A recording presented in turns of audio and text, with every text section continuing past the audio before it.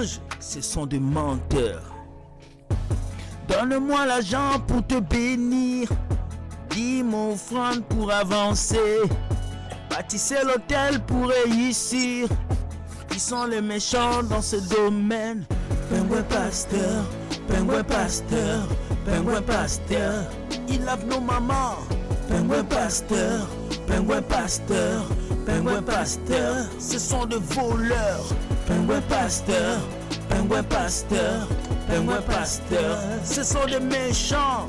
Pingouin pasteur, pingouin pasteur, pingouin pasteur. Ils veulent vous voler.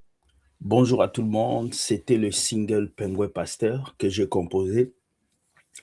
Beaucoup de gens me posent la question, comment est-ce qu'on peut avoir les singles? Moi, je ne vends pas mes chansons. Vous allez sur YouTube, vous allez trouver les singles là-bas, vous pouvez l'écouter. Et bientôt, on va créer une plateforme où vous pouvez télécharger nos chansons gratuitement, sans vous demander quelque chose. Alors, je bénis le Seigneur pour cette journée. Nous sommes dans votre émission Décryptage, le vendredi 20 février 2026. Dieu nous protège, il nous garde. Dans cette émission, nous venons commenter toutes les vidéos qu'on nous envoie. Et sachez que cette émission est faite pour que nous puissions développer des sujets partagés. Je ne veux pas que celui qui monte dans cette vidéo se croie trop chrétien, mais qui se croit simple, afin que nous puissions apprendre nous tous. On peut parler de la Bible, on peut aussi discuter des sujets qu'il faut afin que l'œuvre de Dieu avance. Donc, on va commencer avec notre première vidéo. Henri Papa a chassé un fidèle de l'église. Pourquoi? Parce que ces fidèles écoutaient les messages WhatsApp. Est-ce qu'un pasteur a le droit de chasser une personne de l'église? On va écouter. On va mettre la première vidéo, on va y aller et puis petit à petit on va arriver. Mais vers les années 95, c'est-à-dire 2-3 ans avant Afdel. Frère, tu peux sortir, frère, tu peux sortir. Tu parles au téléphone pendant l'enseignement, tu peux sortir. Protocole, aidez-moi à le faire sortir, s'il vous plaît. Aidez-moi à le faire sortir. Frère Abraham, aidez-moi à le faire sortir. Vous écoutez les audios pendant la prédication. C'est un manque de respect.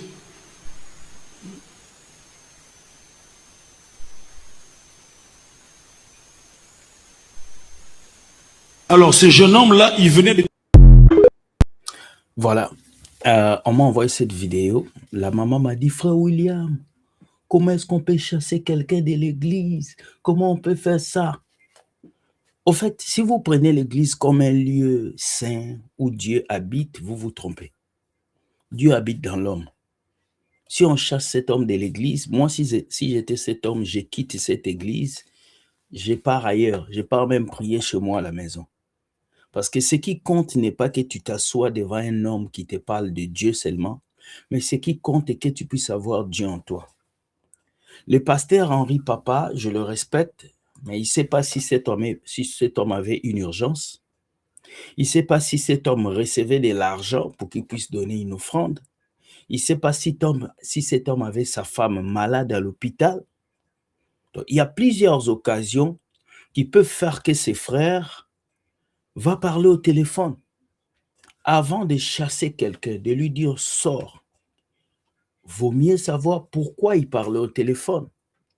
Vaut mieux savoir pourquoi il s'exprimait au téléphone. Parce qu'un homme fou ne peut pas s'asseoir et puis écouter son téléphone. Non. Sur ce, je vois que c'est un homme responsable. Vous faites lever un homme responsable, vous le faites sortir de l'église devant tout le monde. Après, vous allez vous excuser. Après, vous allez prendre ses dîmes, ses offrandes. Mais lui-même, vous ne le respectez pas. Il y a un problème. Il y a un problème dans ces églises. Même dans le monde, on dit, le client est roi. Mais les fidèles de Dieu qui viennent dans vos églises sont vos clients. Sans eux, vous n'aurez pas l'argent pour payer l'électricité. Sans eux, vous n'aurez pas l'argent pour payer les chaises de l'église. Sans eux, vous n'aurez pas de moyens. Si on enlève les fidèles des églises, les pasteurs n'auront plus rien. Cette maladie Covid nous l'avait montré. Lorsque la maladie est arrivée, beaucoup de pasteurs sont devenus des totos ici. On les a vus courir partout. Moi, je pense que si vous voulez qu'on vous respecte, vous devez aussi respecter les fidèles qui viennent dans vos églises. Quelqu'un ne peut pas prendre son autobus. Il traverse des kilomètres. Il vient à l'église pour t'écouter prêcher et tu le fais sortir de l'église. Non. Moi, je pense que la sagesse voudrait que le frère Henri Papa pouvait laisser la chose passer. Et après l'église, il appelle le frère et lui dit, frère, tu ne dois pas toucher au téléphone pendant qu'on parle. Et il dit, c'est le manque de respect. Manque de respect envers qui? Envers Dieu. Non, Dieu n'est pas dans les temples et bâtiments. La Bible nous a dit, le Très-Haut n'habite plus dans les choses faites des mains d'hommes. Dieu habite en chacun de nous. Lorsque nous allons à l'église, nous allons communier avec la grâce de Dieu qui est en nous. Mais Dieu n'est pas dans un lieu de culte. Dieu est dans le cœur de ceux qui font le culte. Il faut qu'on puisse le comprendre. Alors moi, je ne suis pas d'accord. Bien même qu'il a chassé, c'est un manque de respect, je l'accepte. Bien que je ne dis pas aux chrétiens de toucher les téléphones pendant le culte. Mais il y a un minimum de respect qu'il faut accorder aux personnes que vous appelez chrétiens. Les personnes qui viennent dans vos églises, les personnes qui viennent prier, il y a un minimum de respect que vous devez les accorder. Et moi, si je suis, imaginez que cet homme avait sa femme à côté et ses enfants. Donc, tu vas dire à cet homme de sortir de l'église, sa femme et ses enfants sont là. C'est un manque de respect. Donc, vous commencez à prendre les enfants de Dieu comme vos objets. Donc, ils sont plus libres dans ces églises-là. La Bible dit, là où est l'Esprit de Dieu, c'est là où il y a la liberté. Mais il n'y a plus de liberté dans ces églises. La seule liberté qu'il y a, c'est le pasteur qui a cette liberté. Le pasteur a la liberté de coucher les femmes, on ne dit rien. Le pasteur a la liberté d'escroquer les gens, on ne dit rien. Le pasteur a la liberté de dire sa femme, on ne dit rien. Le pasteur a la liberté d'acheter des voitures, de faire tout ce qu'il faut, on ne dit rien. Quand il tombe, le fidèle le suit. Mais quand un fidèle essaie de faire quelque chose, on le chasse comme un chien. Vous, les fidèles, vous qui aimez ces pasteurs-là, vous voyez comment on vous traite dans les églises. Vous voyez comment on vous fait sortir dans les églises à cause d'un appel téléphonique. Mais c'est vous qui venez dans mes vidéos pour dire, laisse nos pasteurs tranquilles. Laisse nos pasteurs tranquilles. C'est ça le problème. Vous voyez comment on vous traite dans ces églises-là. Un responsable qu'on va lui dire, lève-toi, sors. C'est ton église. C'est l'église de ton père, de ta mère. Il faut que ces choses changent. Vous-même, les pasteurs, vous prêchez aux gens l'humilité, mais vous n'êtes pas humble. Vous prêchez aux gens la douceur, mais vous n'avez pas de douceur. D'abord, Henri Mouladja. C'est Henri Mouladja ou Henri Papa qui a fait de lui un pasteur. On ne sait pas. Mais c'est malheureux. C'est malheureux. Nous allons regarder une autre vidéo d'un autre pasteur qui a aussi chargé un autre fidèle qui regardait les téléphones. Et puis nous allons continuer. C'est portable de qui ça? Dehors. Fais vite, dimanche prochain. Maintenant, la prochaine fois que le même visage là, vous remarquez, non? La prochaine fois, quand ça arrive deuxième fois, la personne ne vient plus ici. Voilà. Allez à la maison direct. Veillez jusqu'au portail, on n'a qu'à sortir. Veillez à ce qu'elle parte. Voilà un autre qui a chassé un autre fidèle de l'église. Il dit même la prochaine fois qu'ils ne viennent pas ici. Pourquoi ces pasteurs ont une confiance de dire la prochaine fois les fidèles ne viennent pas? Parce qu'ils savent qu'il y a beaucoup de totos à l'église. Ils savent que si lui-là il part, il y a un autre qui va venir. Alors que Jésus a dit qu'il doit prendre soin des brebis de Dieu et il va perdre aucun d'entre eux. Mais vous, pour vous, les pasteurs, vous pouvez même perdre les fidèles parce qu'il a touché le téléphone, parce que ça ne vous dit rien. Pour vous, vous voulez juste les dîmes et les offrandes. Et moi, ce qui me fait mal, c'est ces fidèles qui acclament ces pasteurs-là. C'est bien pour vous, hein? Parce que les gens que vous appelez daddy, voici comment ils vous traitent. Mamadou Karambiri a chassé aussi quelqu'un comme ça. Toi, tu vas où? Je fais partie du conseil de Dieu. Regarde comment on vous parle. Mais vous continuez toujours à suivre ces gens. Je ne sais pas si on vous a mis dans un fétiche, si on vous a ensorcelé. Moi, je ne sais pas. En tout cas, Courage à vous, les chrétiens qui continuent à adorer ces gens-là comme des dieux. Hein. Jésus n'a plus de place. On va avancer. Deuxième vidéo pour le plaisir de plusieurs. Hein. Deuxième vidéo, nous allons regarder. C'est très facile de perdre le focus dans le ministère. Très facile de perdre la motivation, de perdre l'objectif. Surtout quand tu manifestes déjà les dons spirituels, ça fait un moment que tu es en crise, ça fait un moment peut-être que tu es lancé dans ton ministère. C'est très facile de ne plus faire ça pour les bonnes raisons. C'est très facile de perdre l'horizon. Et il dit quelque chose de très véridique parce que beaucoup de personnes que nous connaissons qui servent Dieu ne servent plus Dieu avec de la motivation. Ils servent Dieu avec l'habitude, le comportement, tu vois, l'habitude. Et quand tu développes une habitude, c'est devenir quelque chose d'instantané, quelque chose de direct, de normal. Alors que Dieu, on ne l'adore pas par habitude. Dieu, on l'adore par connaissance, par connaissance. Et beaucoup aujourd'hui servent Dieu par habitude. À dimanche, va venir, on va prier, on va faire la Sainte Seine et puis c'est passé. Ça va venir, on va faire ça et puis c'est passé. C'est très dangereux de servir Dieu avec habitude, avec connaissance, parce que c'est de la négligence. C'est ce qu'il explique. C'est facile. C'est très facile. Parce que tu sais que les choses-là, je les fais déjà et ça me fait rien. Et de tomber soit dans une routine ou bien dans une performance parce qu'on t'appelle le man of God ou femme de feu. Voilà, de tomber dans une routine ou dans une performance. C'est ce que nous avons dans les églises aujourd'hui. Les gens performent. Les gens sont dans des routines, tu vois. Et pour eux, c'est normal. Vous allez voir un chantre, il n'arrive pas à laisser l'alcool, il n'arrive pas à laisser le sexe, mais il est bon vocalement. Il connaît toutes les chansons de l'église. Mais sa propre vie, il n'arrive pas à contrôler parce que c'est la routine. Et cette routine vous amène très loin, à vous détruire, à vous amener à croire que vous êtes bon, alors que vous êtes des humains. Vous devez travailler vos faiblesses et vos qualités. C'est fort ce qu'il dit. Whatever. La principale motivation derrière le ministère, derrière les dons spirituels, ça doit être l'amour. L'amour de Dieu, pour être plus précis. 1 Corinthiens 13 nous en parle très bien. Tu es là à parler en langue jusqu'à... Est-ce que c'est l'amour qui te motive? Tu es là à prophétiser sur la vie de tout le monde. Est-ce que c'est l'amour qui te motive? Tu es là à faire pousser les pieds des gens, à ouvrir les yeux des gens. Tu es là à guérir les gens, à faire des miracles, tout ça, à évangéliser. Est-ce que c'est l'amour qui te motive? Tu es là à servir chaque dimanche, mais est-ce que c'est l'amour qui te motive encore? C'est-à-dire un amour pour Dieu et un amour pour ton prochain. Tu sais que bon, tu as une réputation d'homme de Dieu, puis toi, tu veux pas faillir à ta réputation. C'est ça. Tu sais que est-ce que c'est l'amour qui te motive? Beaucoup de chrétiens ne sont pas motivés par l'amour. Beaucoup chantent à l'église pour qu'on le voit qu'ils les chantent. Beaucoup viennent à l'église pour qu'on les voie et qu'ils portent des beaux habits. Beaucoup servent Dieu pour qu'on voit qu'ils servent Dieu, pour que le pasteur les acclame.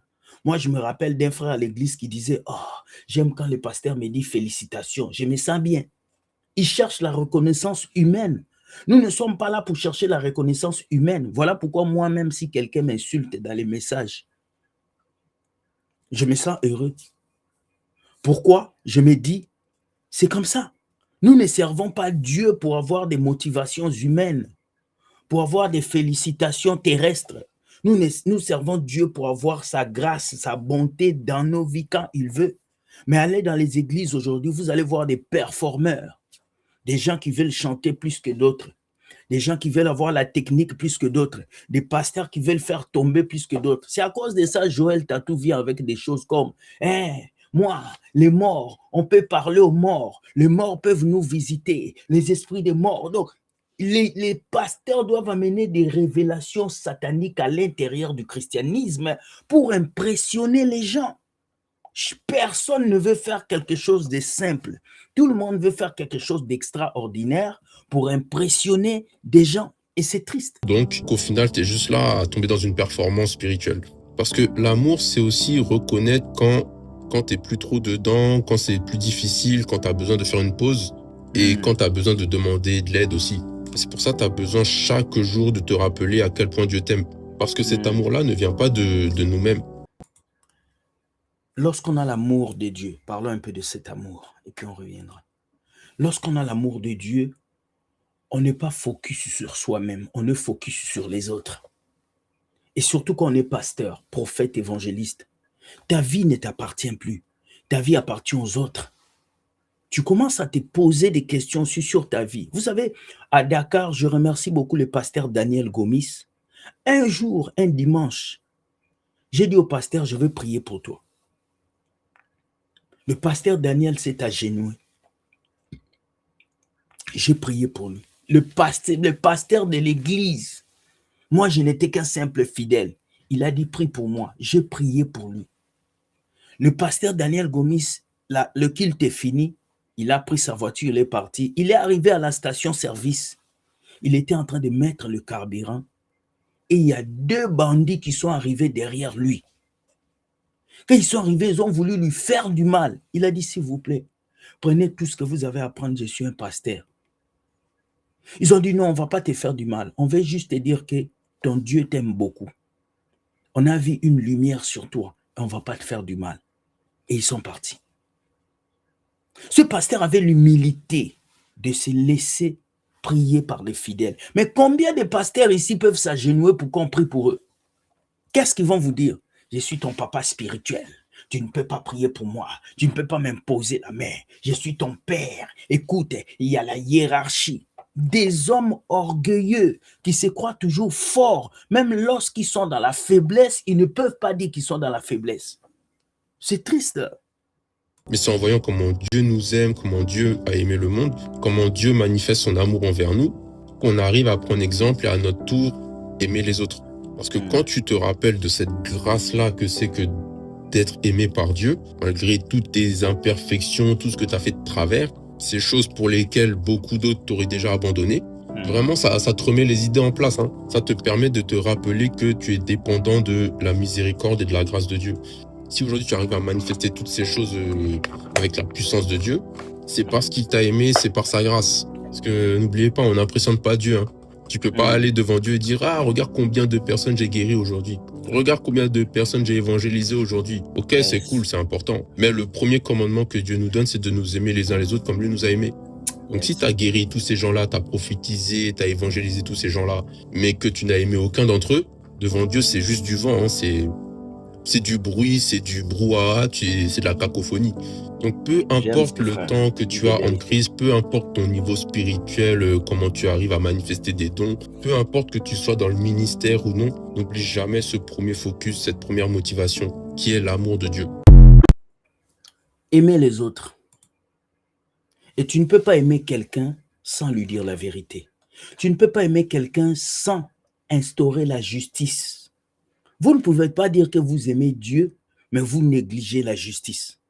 Vous ne pouvez pas dire que vous aimez Dieu et un pasteur qui marche dans la désolation, vous n'êtes pas capable de lui dire la vérité. Vous n'aimez pas vos pasteurs. Oui, vous n'aimez pas vos pasteurs, vous les chrétiens des églises, vous ne les aimez pas. Pourquoi? Vous les laissez faire des bêtises au lieu de leur dire des vérités. Vous êtes des hypocrites. Vous aimez vos pasteurs pour leurs prophéties, pour leurs paroles de connaissance, pour la prière qu'ils font pour vous, pour les prédications qui touchent vos émotions. Mais vous n'aimez pas les pasteurs. Vous êtes là pour votre propre intérêt, pour vos mariages, vos voitures, vos maisons. Parce que quelqu'un qui aime l'homme de Dieu, quelqu'un qui aime un leader, va lui dire la vérité. Même si ça va lui vouloir une sanction. Sanctionne-moi, mais je te dis la vérité. Beaucoup de chrétiens ne font pas ça. Parce qu'ils ont peur qu'on les appelle rebelles, mauvais. Tu veux faire quoi? Juge. Mais il faut qu'on t'appelle juge pour l'amour de l'homme de Dieu.